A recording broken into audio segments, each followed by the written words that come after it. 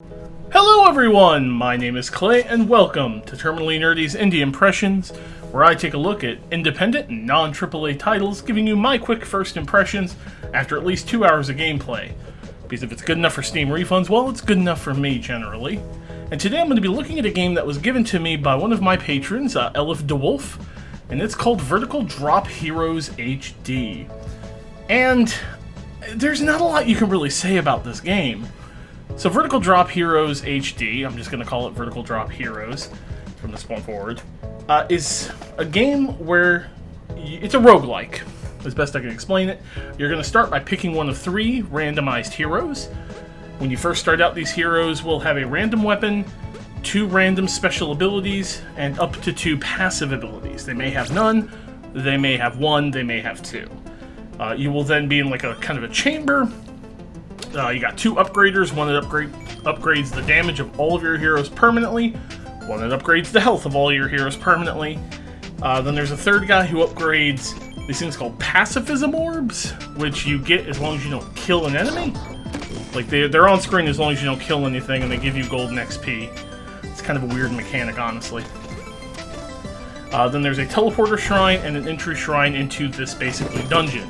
And your objective is to get to the bottom of each stage, kill a boss monster, open a door, and portal out to the next stage. As you go further, each stage will start to have mutators, which will be announced at the start of the stage from like a statue where you spawn. These mutators could be things like the ground is on fire, enemies deal double damage but have half health, it's raining, all sorts of stuff like that. They do vary the gameplay up a bit. Visually, the game looks like a Flash game, honestly. It's not the most visually impressive thing, it's not the worst thing either. Animations are decent, the special effects for the spells or special abilities are actually kind of fun. I like the sandworms. They come in from the side of the screens and they just sort of eat everything. Explosions are nice. In fact, it can actually get kind of hectic to figure out where you are versus where the enemies are.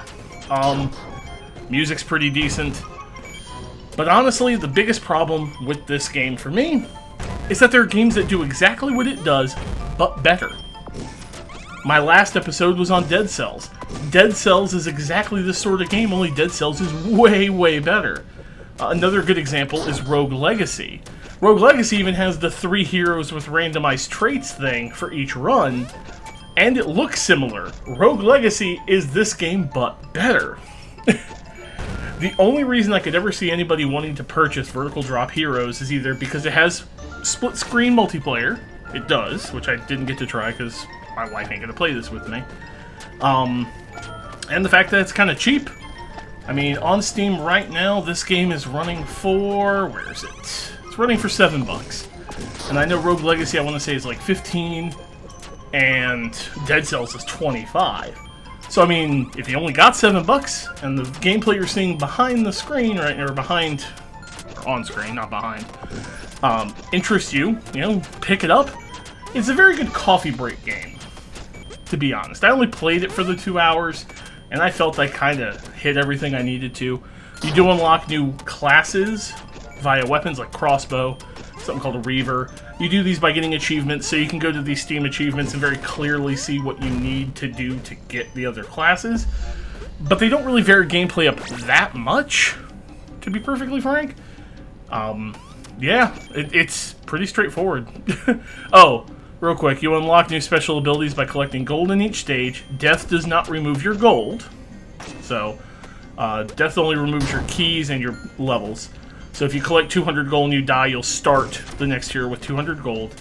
You unlock new special abilities by finding merchants in the stage at random, and you buy them from them. Gold is also how you upgrade your permanent health and permanent damage for going forward, so that's pretty much it. That's the mechanics. Oh, you can also rescue people in the stages, these NPCs, and then they run around killing enemies for you and you get credit, which is really handy. You can actually do that and keep your pacifism bonus, so that's cool. Well, next time, I don't know what I'm going to do just yet. I might hold a vote for my patrons. So patrons, pay attention for a vote for the next game I'm going to cover for this. As always, if you like what I'm doing, feel free to hit the like button. If you don't like it, feel free to hit the dislike button, and please leave a comment. Have you played Vertical Drop Heroes? How do you feel about this game? You can visit me on Patreon at patreon.com/terminallynerdy to get all of my content as soon as it's finished rather than waiting. You can also visit me on Twitter at terminallynerdy, my website, terminallynerdy.com. Pretty much just Google search Terminally Nerdy, you'll find me. And as always, thanks for watching, and remember, stay nerdy, everybody. Have a good one.